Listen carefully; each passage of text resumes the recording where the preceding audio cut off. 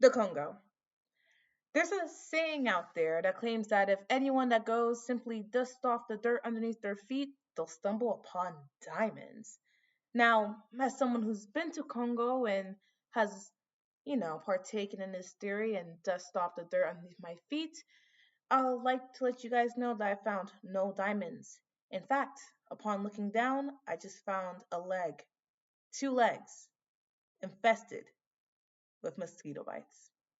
That's the only thing I got from walking around there. It really sucked. But going back to the tale, going back to the theory, going back to the myth, as far fetched as it seems, it's a saying for a reason. Globally, the Congo is regarded as one of the top three contributors of the global count of diamonds, just following underneath countries like Russia and Botswana. In total, from 2019 to 2023, the Congo managed to produce over 62 million carats of diamonds. The Congo is also regarded as one of the top 10 contributors of the global gold count, falling under countries like China. The DRC managed to export 207,500 tons within the same 5-year period. On top of the diamond count, on top of the gold count, Congo's copper production is unreal. For just the normal production of copper, Congo managed to accumulate over 10 million tons. To add on to already such a staggering number, Congo, regarded as the second leader of refined copper production, just behind China, they added 8 million tons to that. Again, in the same 5-year period from 2019 to 2023. So, from diamonds to gold to copper, materials that we find on luxury brands or in our modern technology, a huge chunk of it comes from the Democratic Republic of Congo. But the most important one would be cobalt. Cobalt is found in every single piece of technology we consume, from our phones to our computers to our laptops. Cobalt is integral in the land of tech, and the DRC is the top producer of it. From the world total from 2019 of 119,000, Congo produced 77,000. And for the most recent count from 2023, out of the world's total of 202,000, Congo contributed 139,000, putting countries who are big exporters like China to, if I'm being frank, slight shame. Congo is the biggest producer of it, and in the same 5-year period, they're exporting tens of millions of tons of copper. They also exported 512,908 tons of cobalt in the same 5-year period. With that being said, with a country as prosperous and resource dense as Congo, anyone there can make a profit. Their citizens must be flourishing. Well, if that was the case, I wouldn't have made this presentation. The UNDP reports that the Democratic Republic of Congo, a country with a population of over 86 million, is amongst the poorest countries in the world, with a whopping 70% of the population living on less than $1.90 a day. Now, with that being said, how is that so? They've been independent for over 65 years. How have these future generations messed up this badly? Well, to find the answer to our question, we have to look back at the country's history, specifically the reign of King Leopold II. From 1885 to 1908, King Leopold devastated the Congo, killing upwards of 10 million men, women, and children for his own personal gain. By the end of his life, he made around 1 billion off of Congo, which one of his sons lived off of even after his 23-year-old reign. The main reason why Congo isn't a powerhouse today is because colonization did more than just benefit King Leopold. The destabilization of the country made any outside efforts to exploit the resource dense country easier. To show this, I'll be sharing parallels between King Leopold's rule, Belgian rule, and how Congo still suffers from the lingering effects from the regimes. King Leopold's rule of the Congo was prompted by the imperialistic ideas floating in the air. His establishment of the Free Congo Basin was one of the catalysts that sparked the scramble to Africa. In 1889, a poem by Rudyard Kipling titled The White Man's Burden captures the world view on the spark of European conquest, commemorating it. The first two stanzas of the poem reads as follows. Take up the white man's burden.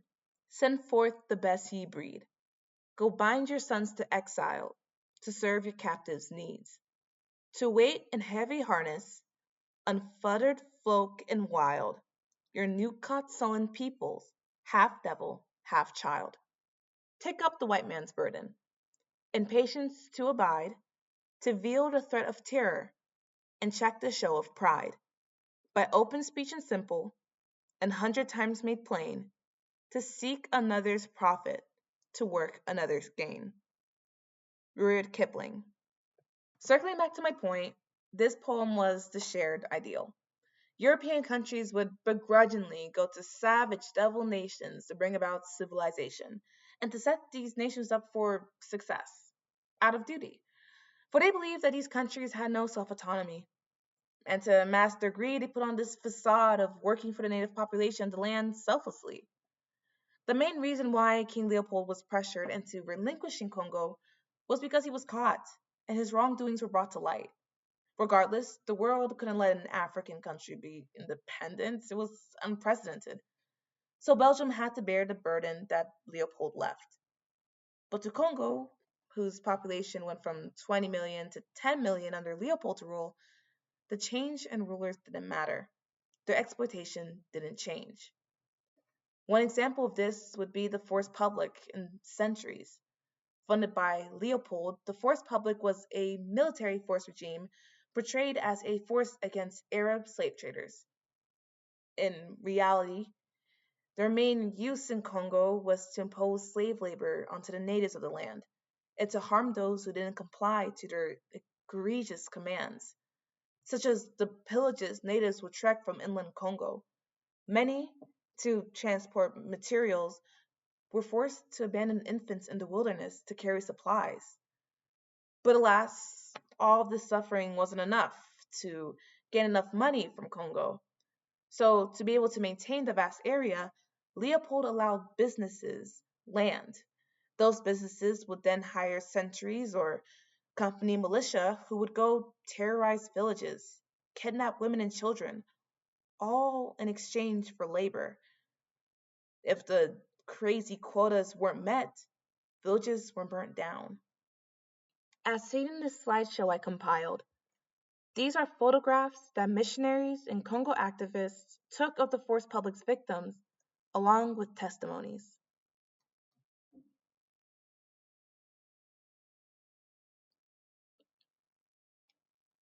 There was a large crowd of men, women, and children, laughing, talking, and exposing their goods for sale.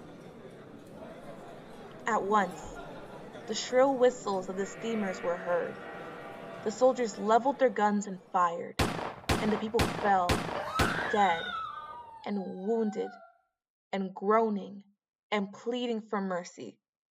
The commander of this murderous expedition, with his garments stained with innocent blood, declared that his rank entitled him to the first choice.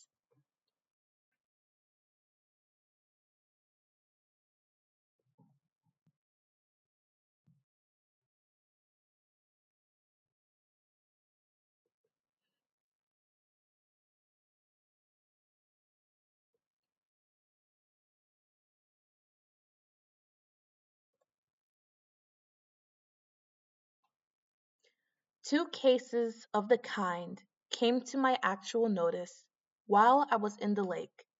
One, a young man, both of whose hands had been beaten off with the butt ends of rifles against a tree. The other, a young lad of 11 or 12 years of age, whose right hand was cut off at the wrist. This boy described the circumstances of his mutilation and, in answer to my inquiry, said that although wounded at the time, he was perfectly sensible of the severing of his wrist, but lay still, fearing that if he moved, he would be killed. And I was doomed to bitter disappointment. Instead of the natives of the Congo adopting the fostering care of Your Majesty's government, they everywhere complain that their land has been taken from them by force, that the government is cruel and arbitrary, and declare that they neither love nor respect the government and its flag. Your Majesty's government has sequestered their land, burned their towns. One of the most disheartening reads come from a report from the Commission on Inquiry, a group who was sent to Congo to test the validity of the allegations against King Leopold. Several chiefs in the Baringa region brought to us a bunch of sticks, each one of which was said to represent a subject killed by the capitas, or the force public. One of them declared that in his village 120 had been killed during the past years. Whatever one may think of the amount of confidence that should be placed in a record of this sort, a document placed in the hands of the Commission by the director of the ABIR in Africa does not permit any doubts as to the baneful character of this institution. It consists of a table showing that from the 1st January 1905 to the 1st of August of the same year, that is, a period of 7 months, 142 centuries of the company had been killed or wounded by the natives. Now, it can be supposed that in many cases these attacks were in the nature of reprisals. This enables a judgment to be formed of the number of sanguinary conflicts occasioned by the presence of the centuries.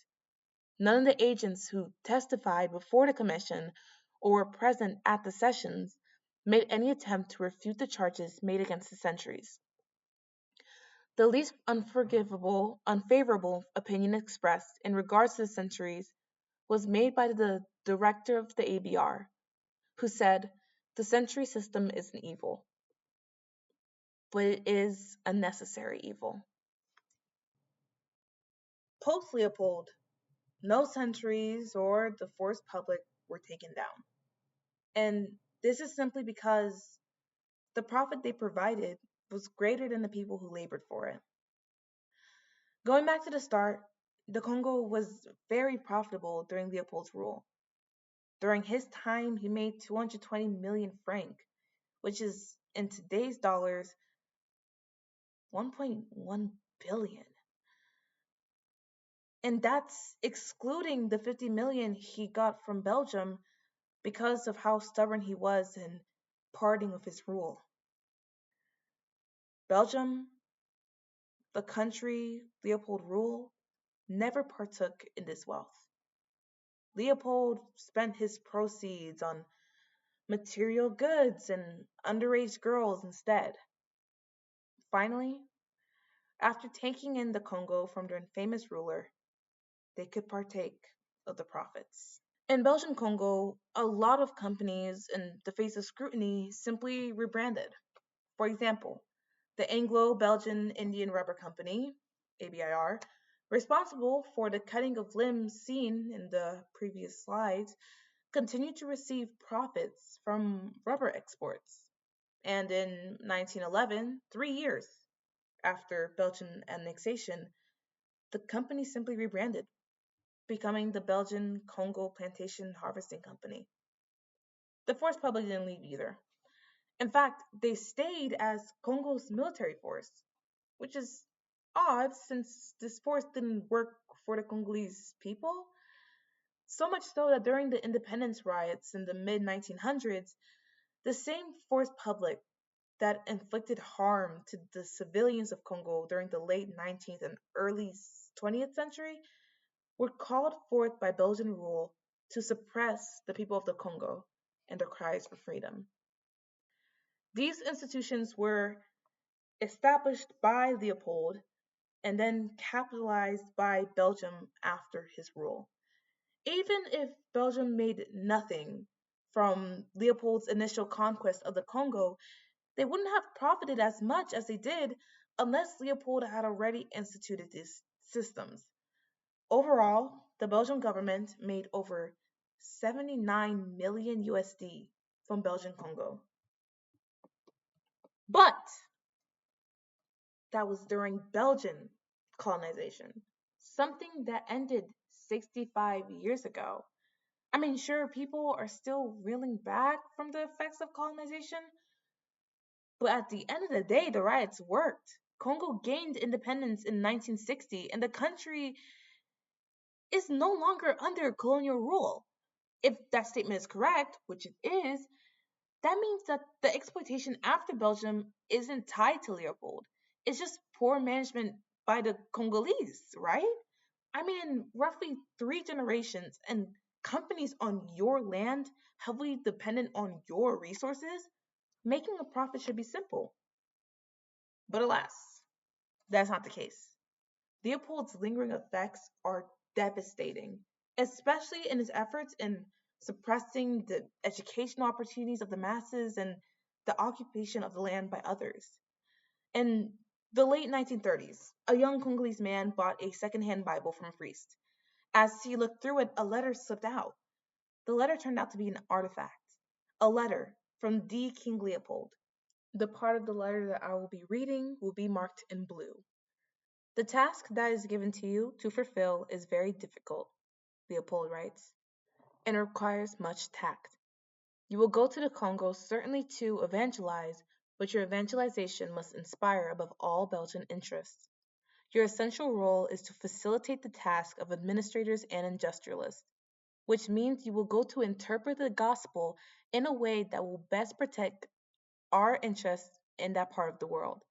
Your action will be directed essentially to the younger ones, for they won't revolt when the recommendation of a priest is contradictory to their parents' teaching. You must singularly insist on their total submission and obedience. Avoid developing the spirit in the schools.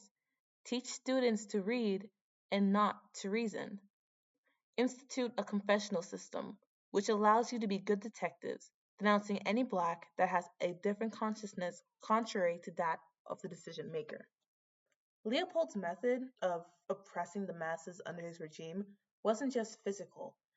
In great zeal, he instructs his missionaries to install a homogeneous mindset in the youth, to monitor their thoughts, and to only teach them enough to benefit Belgian labor needs.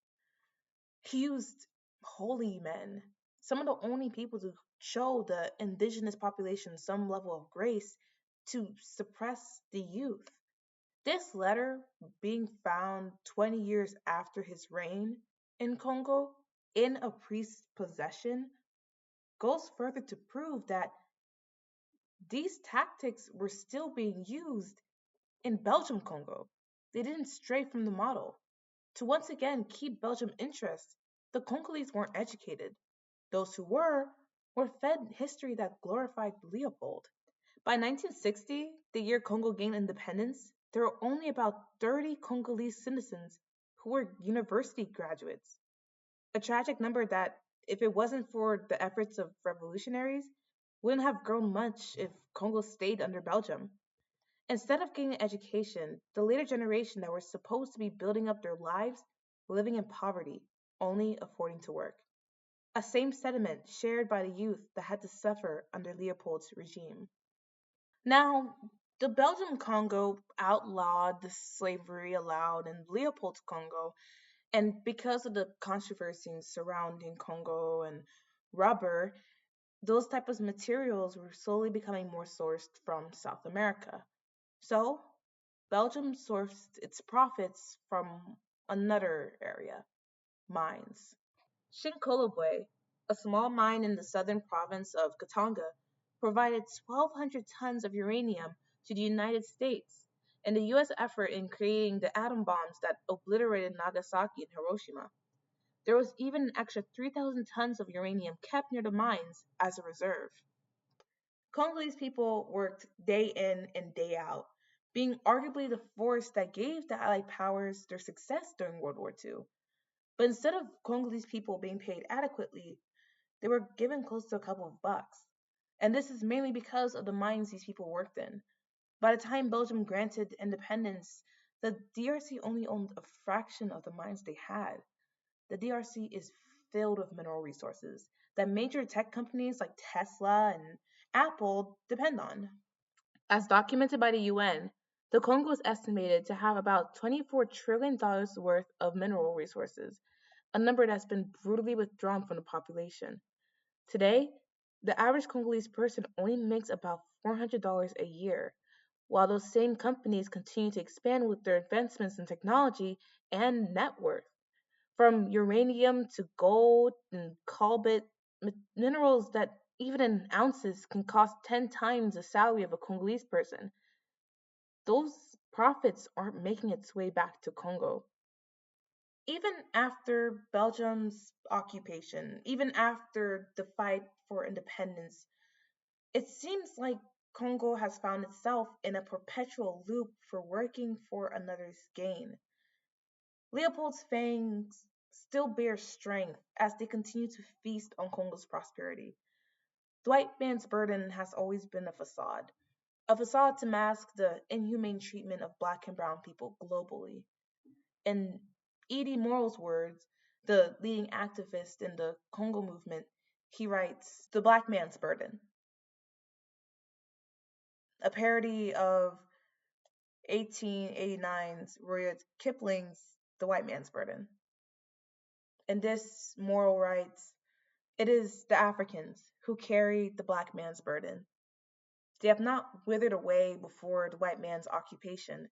Indeed, Africa has ultimately absorbed within itself every Caucasian, and for that matter, every Semitic invader too. In hewing out for himself a fixed abode in Africa, the white man has massacred the African in heaps.